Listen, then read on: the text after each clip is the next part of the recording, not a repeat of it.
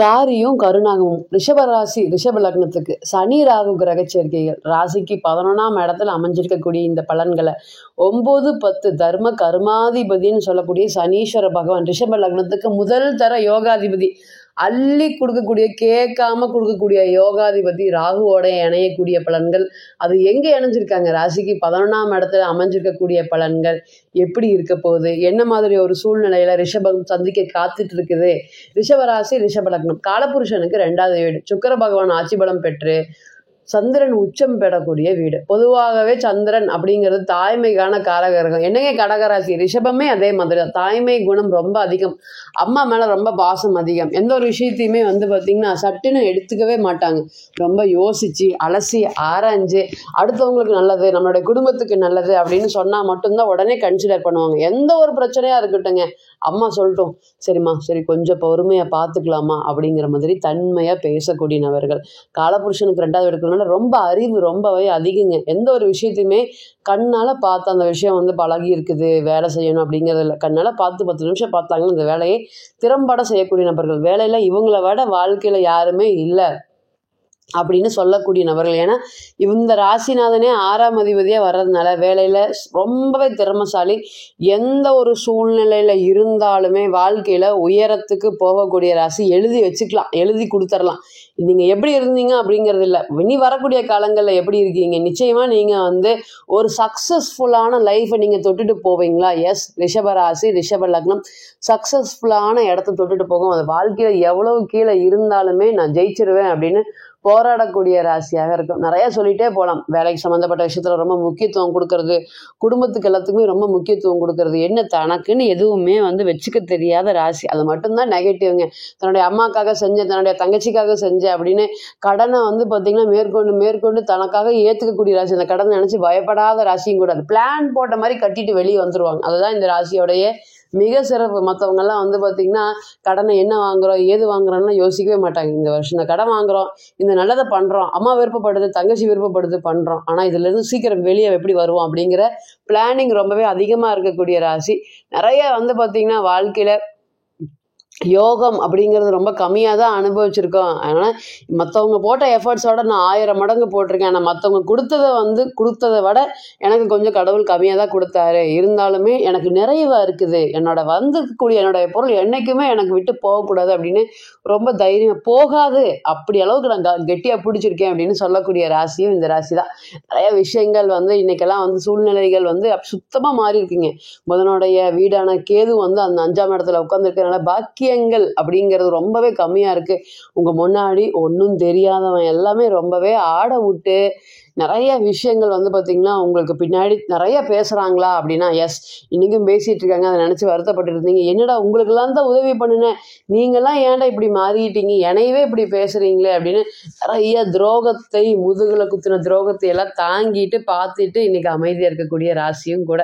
என்னங்க பண்ணுறது, நிறைய விஷயங்கள் சுக்கிரனுடைய வீடாக இருக்கிறனால எல்லாமே எடுத்துகிட்டு போகிற மாதிரி, சரின்னு கேட்டுட்டு போகிற மாதிரி இருக்குது. ஏன்னா யாரும் சரின்னு கேட்க மாட்டேங்கிறாங்க, நான் எல்லாரையும் சரின்னு கேட்டுட்டு போகிற மாதிரி இருக்குது. இன்றைக்கெல்லாம் வாழ்க்கை எனக்கு வெறுப்பாக இருக்குதுங்க.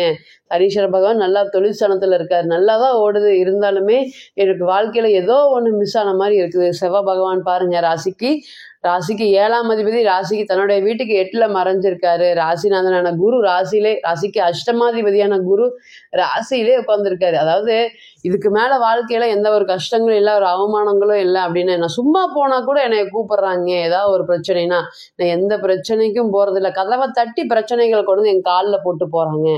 அது யாராக இருந்தாலும் ஏதாவது ஒரு வகையில் போகிற போக்கில் ஏதாவது ஒரு பண்ணிவிட்டு போயிடுறாங்க அப்படின்னு சொல்கிற அளவுக்கு ஒரு பலன்களை தான் இன்றைக்கி குரு ஏற்படுத்தி கொடுத்துருக்க. குரு நம்ம பார்த்திங்கன்னா குரு பார்க்கக்கூடிய ராசி எல்லாமே ஒரு யோகம். ஒரு மனுஷன் கீழே இருந்தால் கூட எவ்வளோ சீக்கிரம் இருந்தாலும் முன்னுக்கு வந்துடலாம். அது குரு பாதகாதிபதியாக இருந்தாலுமே பார்த்தாலும் நல்லதுதான். ஆனால் இன்னைக்கு அஷ்டமாதிபதியாக உங்களுடைய ராசியில் உட்காந்துட்டு இதுக்கு மேலே இந்த பிரச்சனைகள் எல்லாமே நான் சந்தோஷமாக ஏற்றுக்கிற மாதிரி ஒரு சூழ்நிலைகளை கொடுத்துட்டாரு.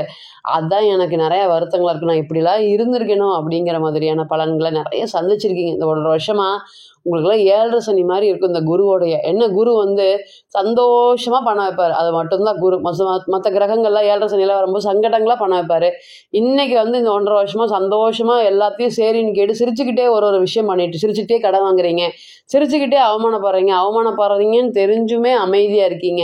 இதெல்லாம் தான் ரிஷபத்தை பொறுத்தவரை இன்னைக்கு போயிட்டுருக்கு. நிறையா யோகாதிபதி ராசி தான். எவ்வளோ பிரச்சனைகள் இருந்தாலும் வாழ்க்கையில் ஜெயிச்சு வந்துடுவீங்க. இந்த சூழ்நிலையில் சனீஸ்வர பகவான் மற்றும் ராகுவோடைய கிரக சேர்க்கைகள் 11ஆம் இடத்துல அமைஞ்சிருக்கக்கூடிய பலன்கள் நல்லதா அப்படின்னு கேட்டிங்கன்னா எஸ். முதல் தர யோகம் 11ல் இருக்கிறதுனால யோகம். 9, 10ஆம் அதிபதி 11ஆம் இடத்துல இருக்கிறது ஒரு 2ஆம் தர யோகம். அது வந்து ராகுவோடைய சேர்றது ஒரு நல்ல பலன்கள் தான். 11ஆம் இடத்துல இருக்கிறதுனால நம்ம நல்ல பலன்கள் சொல்லலாம்.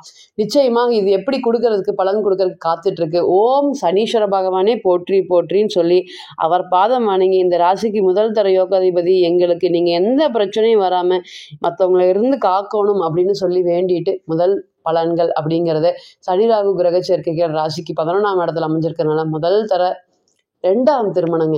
நான் வந்து முதல் திருமணத்தில் ஆல்ரெடி நிறைய பிரச்சனைகளை சந்திச்சுட்டு ஃபெயிலியர் ஆகிட்டு வெளியே வந்துட்டேன். இன்னுமே எனக்கு 2ஆம் தர திருமணத்தை வரன்கள் பார்த்துட்ருக்குறோம், ஓகே ஆக மாட்டேங்குது. அவங்க சரின்னு சொன்னால் எங்களுக்கு ஃபஸ்ட்டு என்னால் அடுத்த ஸ்டேஜுக்கு போக முடியுமா? நிறையா பிரச்சனைகள், அடி, மனக்காயங்கள், தூங்கி எந்திரிச்சா அவ்வளோ மனசு பாரமாக இருக்குதுங்க.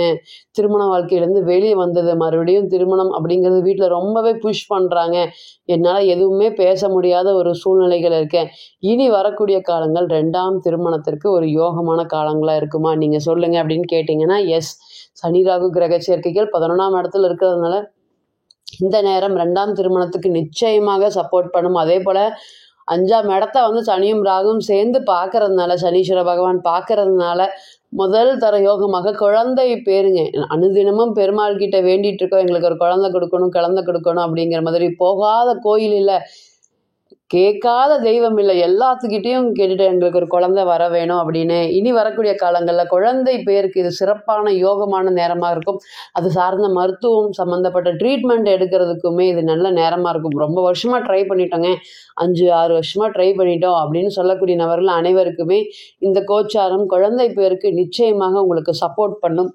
அதே போல் கடன் பிரச்சனைகளை ரிஷபத்துக்கிட்டலாம் கடன் வாங்கிட்டு இன்றைக்கெல்லாம் மற்றவங்க ஜாலியாக போயிட்டு இருக்கிறத பார்க்க முடியுது. என்ன உன்னால் பண்ண முடிஞ்சதை பண்ணு, நான் கொடுக்கும்போது தான் கொடுப்பேன் அப்படின்னு நீங்கள் ரொம்ப கஷ்டப்பட்டு வண்டியில் போய் இந்த கடன் கேட்டுட்டு இருக்கிறீங்க. அவன் காரில் வந்துட்டு உங்களுக்கு பதில் சொல்லிட்டு இருக்கிற மாதிரி ஒரு சூழ்நிலை. எங்கே கொடுத்தாலுமே கடன் வாங்க முடியல. ரொம்ப வருஷமாக நல்லா பழகிட்டு இருந்தாங்க, நல்லா பேசிகிட்டு இருந்தாங்க, ஏதோ பாவம் கஷ்டப்படுறாங்க அப்படிங்கிற மாதிரி வாங்கி கொடுத்தேன். ஆனால் வாங்கி கொடுத்துட்டு நான் இன்னைக்கு பாவமாக நிற்கிறேன், இவங்களை என்னால் எதுவுமே பண்ண முடியல அப்படின்னு சொல்லிட்டு இருக்கக்கூடிய இந்த சூழ்நிலை இனிமேல் கொடுத்த பணம் அனைத்துமே திரும்பி வரக்கூடிய ஒரு சூழ்நிலைகளை ஏற்படுத்தி கொடுக்கும். அதே போல் திருமணம் ஆகலை, திருமணம் சம்மந்தப்பட்ட விஷயத்தெல்லாம் ரொம்ப கடுமையாக முயற்சி பண்ணிகிட்டே இருக்கிறேன். எந்த ஒரு சூழ்நிலை, இந்த ஊருக்கு வந்தாவே இந்த பொண்ணுக்கு 30 வயசு ஆச்சு, இந்த பொண்ணுக்கு 29 வயசு ஆச்சு, இந்த பையனுக்கு வந்து 29க்கு மேலே தாண்ட போகுது, தொடர்ந்து வரன்கள் பார்த்துட்டே இருக்கிறோம், ஓகே ஆகவே மாட்டேங்குது. இனி வரக்கூடிய காலங்கள் அந்த திருமணம் சம்மந்தப்பட்ட சுப நிகழ்ச்சிகள் அனைத்துக்குமே இது ஒரு முதல் தர யோகமாக இருக்கும். சொந்த பந்தங்கள், சண்டை சச்சரவுகள் எல்லாமே அதிகமாக இருக்குங்க. இனி இதெல்லாமே கட்டுப்படுத்தப்படும். உங்களுடைய பிரச்சனைகள் ரிஷபத்தை பொறுத்தவரை சாப்பாட்டுக்கு இருக்குதா இல்லை, என்னுடைய பிரச்சனை வந்து பார்த்திங்கன்னா யாருக்கும் தெரியக்கூடாது, சாப்பாட்டுக்கு முக்கியத்துவம் கொடுக்கக்கூடாது, துணிமணி வந்து பார்த்திங்கன்னா நல்லா தான் போட்டுக்குவாங்களே தவிர்த்து இந்த சாப்பாடு சாப்பிட்றவங்க ரொம்ப கௌரவம் பார்க்கக்கூடிய ராசி ரிஷபத்தை பொறுத்தவரை. மேஷத்துக்கு இணையான கௌரவம் ரொம்ப அதிகமாக பார்க்கக்கூடிய ராசி ரிஷப லக்னமாக இருந்தாலுமே 100 மடங்கு இதே மாதிரி விஷயம்லாம் விட்டு கொடுக்கவே மாட்டாங்க யாருக்காக இருந்தாலும். இனி வரக்கூடிய காலங்களில் கௌரவம் சம்மந்தப்பட்ட பாதிப்புகள் இருந்தெல்லாமே விலகி ஒரு நல்ல மன மகிழ்ச்சியோடு குடும்பம் நடத்தக்கூடிய ஒரு சூழ்நிலைகளை ஏற்படுத்தி கொடுக்கும். வாழ்க்கையில் நிறையா பக்குவப்பட்டுட்டீங்க. ரிஷபத்தை பொறுத்தவரை யாரெல்லாம் உங்களை அடிக்கக்கூடாதோ அவன்லாம் அடித்து உங்களை பக்குவப்படுத்திட்டாங்க. நிறைய பல லாங்குவேஜ் தெரிஞ்சாலும் சிம்பிளிசிட்டியாக இருக்கக்கூடிய நீங்கள் மற்றவங்க நிறைய உங்களை ஆட விட்டு அவமானப்படுத்தியாச்சு. இதெல்லாமே கடந்தாச்சு. இனி வந்து சிங்கம் மாதிரி ஜெயிக்கக்கூடிய ஒன்று அடுத்தது என்னன்னு யோசிச்சுட்டு போயிட்டே இருப்பீங்களா அப்படின்னு கேட்டிங்கன்னா எஸ். யார் ராசிநாதன்? சுக்கிர பகவான் ஆச்சல்ல. எவ்வளோ பிரச்சனைகள் இருந்தாலுமே அவர் வாழ்க்கையில் வெளியே கொண்டு வந்து உங்களை ஜெயிக்க வச்சிருவாரா அப்படின்னு கேட்டிங்கன்னா நிச்சயமாக எஸ்ன்னு எழுதி வைக்கலாம். நீங்களாம் ஜெயிக்கிறதுக்கு பிறக்கக்கூடிய ராசியும் கூட. அதனால தான் காலபுருஷனுக்கு 2வது வீட்டில் பிறந்திருக்கீங்க. நிச்சயமாக இந்த சனி ராகு கிரக சேர்க்கைகள் உங்களுக்கு ஒரு முதல் தர யோகத்தையுமே 2வது பொருளாதாரம் சம்பந்தப்பட்ட விஷயத்திலையுமே அடுத்த கட்ட வளர்ச்சியை நோக்கி கொண்டு போகும் தவிர்த்து ஒருபோதும் வீழ்ச்சியை நோக்கி கொண்டு போகாது. அதனால தைரியமாக நம்பலாம். சனி பகவானுடைய கிரக பெயர்ச்சிகளும் ப்ளஸ் ராகுவோடைய கிரக சேர்க்கைகளும் உங்களுக்கு ஒரு யோகத்தை கொடுக்கறதுக்கு காத்துட்டு இருக்க தவிர்த்து ஒரு போகும் அவயோகத்தை ஏற்படுத்தி விடாது. தைரியமாக தன்னம்பிக்கையாக அடுத்த கட்ட முயற்சிகளை நீங்கள் மேற்கொள்ளலாம் அப்படிங்கிறதுல எந்த ஒரு மாற்றமும் இல்லை. தனிப்பட்ட ஜாதகத்தை நீங்கள் ஆலோசனை பண்ண விருப்பப்பட்டால் கீழே இருக்கக்கூடிய நம்பருக்கு காண்டாக்ட் பண்ணுங்கள். கிரக சேர்க்கைகள் மற்றும் கோச்சார பலன்கள் 40லிருந்து 60% மட்டுமே பொருந்தும். தனிப்பட்ட ஜாதகம் தான் 100%. இன்னைக்கு நம்ம பார்க்கும்போது ஒரு கிரகம் ஒரு நட்சத்திரத்தில் பயணிக்கும், நாளைக்கு அதே கிரகம் வேறு நட்சத்திரத்தில் பயணிக்கும். இப்போ பிறந்த கால ஜாதகம் அப்படிங்கிறது 100% பொருந்தும். தனிப்பட்ட ஜாதகத்தை நீங்கள் ஆலோசனை பண்ண விருப்பப்பட்டால் கீழே இருக்கக்கூடிய இந்த நம்பருக்கு காண்டாக்ட் பண்ணுங்கள். நான் வணங்கக்கூடிய நரசிம்மர் உங்கள் எல்லோருக்குமே நல்ல வளமான வாழ்க்கையை ஏற்படுத்தி தர நிச்சயமாக பிரார்த்தனை பண்ணிக்கிறேன். மீண்டும் ஒரு பதிவில் உங்களெல்லாம் சந்திக்கும் வரை உங்களிடமிருந்து விடை பெறுவது உங்கள் அஸ்ட்ரோ புவனேஸ்வரி. நன்றி, வணக்கம்.